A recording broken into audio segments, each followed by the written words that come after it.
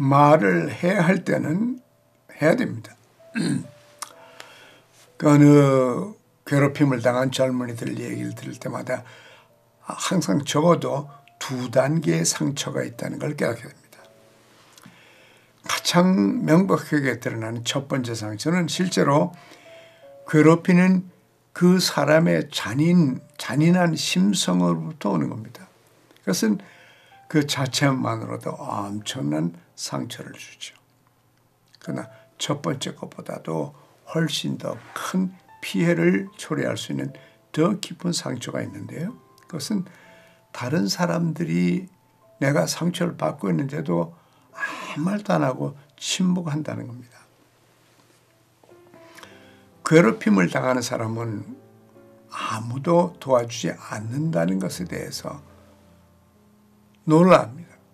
그리고 더 큰 상처를 받습니다. 그것은 흔히 괴롭힘을 더 뻔뻔스럽게 하고 그들의 그 나쁜 행동을 더 악화시키는 거죠.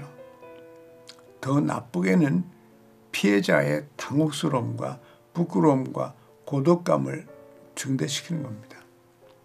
그래서 다른 사람들을 위해서 강력하게 변호하고 나쁜 행위에 대항해서 과감하게 말해야 될 땐 말을 하라는 겁니다. 그것이 잠언 31장 8절이에요. 예수님은 괴롭힘을 당하고 철저히 혼자 고통을 당하게 내버려진 그 느낌이 어떤 것인지 정확하게 알고 계세요. 예수님은 이유 없이 잡혀갔습니다. 그리고 매맞았습니다. 또 조롱을 당했습니다. 마태복음 26장 56절은 이렇게 말합니다. 제자들이 다 예수를 버리고 도망갔다. 이렇게 말합니다. 주님의 가장 가까운 친구 중에 한 분이었던 베드로마저도 주님을 세 번이나 모른다고 부인을 했습니다.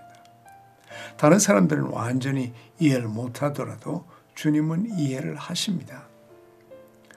누군가 괴롭힘 당하는 것을 보면 말할 수 있는 용기를 달라고 주님께 간구하십시오. 우리의 용기를 필요로 하는 사람들을 위해서 우리가 담대하게 해달라고 기도해야 합니다. 다른 사람들을 위해서 말할 수 있도록 도와주시고 주님이 그들의 아픔과 고독을 아신다는 것을 볼 수 있도록 그들이 느낄 수 있도록 우리가 하나님의 도움을 받아 말을 해야 됩니다. 용기 있는 그리스도인의 목소리는 곧 하나님의 목소리의 메아리입니다. 아멘.